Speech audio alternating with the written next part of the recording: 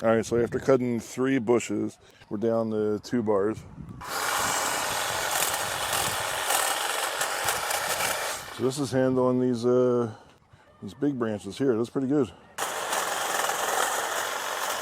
Yeah, look at that, even that thick one there. This one here is about a width of my finger.